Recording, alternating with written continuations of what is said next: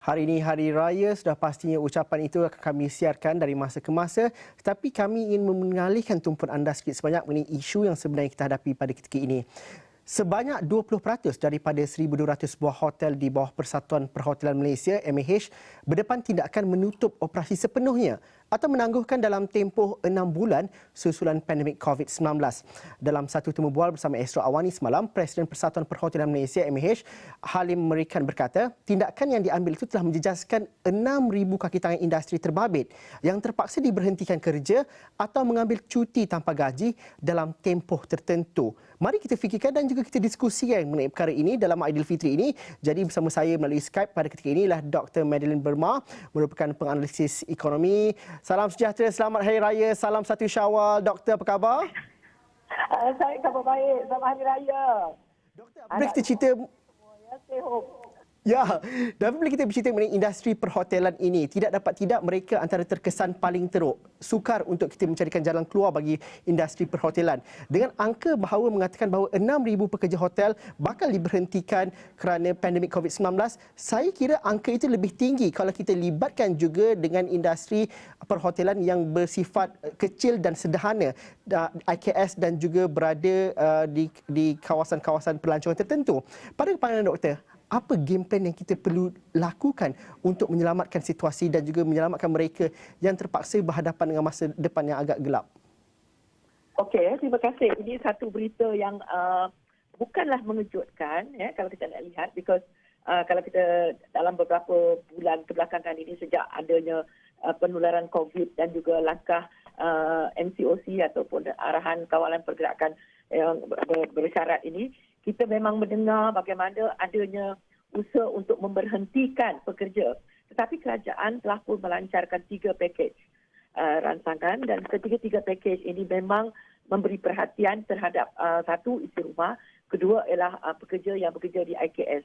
Tapi tadi ada disebut tentang temu bual dengan Malaysia perhotelan, industri perhotelan ini, pengurusinya mengatakan besar kemungkinan ada sekitar 6,000. Seperti yang dikatakan tadi, jumlah ini mungkin, kata orang dalam bahasa Inggerisnya, is just the tip of the iceberg.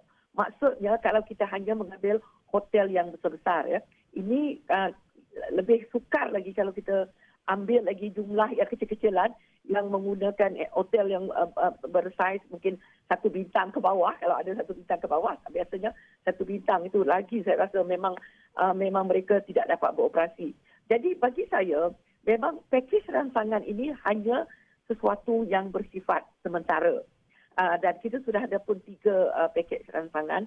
Dan saya antara individu yang merasakan kerajaan perlu membantu untuk satu lagi pakej rancangan, membantu khususnya industri ataupun sektor-sektor yang betul-betul terkesan. Salah satunya ialah of course industri pelancongan dan juga perkhidmatan dalam industri makanan ni mereka dah boleh balik. Tetapi dalam services termasuk hiburan, termasuk yang bersifat logistik, yang bersifat services ni, memang satu bentuk pakej rancangan perlu diperkenalkan. Cuma saya tak tahu nilainya, mungkin tak berapa sebesar yang dulu, tetapi dia bersifat sasaran kepada sektor-sektor yang betul-betul terjejas, dan yang terjejas sekali ketika ini industri pelancongan yang besar, dan sub-industrinya of course hotel. Jadi bagi saya amat mengharapkan segera kerana iklim yang baiklah lepas Hari Raya ni. Kerana apa yang kita perlu lakukan segera? Kerana iklim dan ekosistemnya tidak kondusif pada ketika ini. Sekiranya ada pakej rangsangan, tetapi hotel belum tentu dapat buka dalam masa 6 bulan yang mendatang. Kerana kita tidak akan menerima pelancong dan juga penerbangan dan sebagainya tidak dapat berlaku dengan baik. Jadi mungkin ada satu model bisnes yang baru yang perlu difikirkan dalam waktu yang kecemasan ini?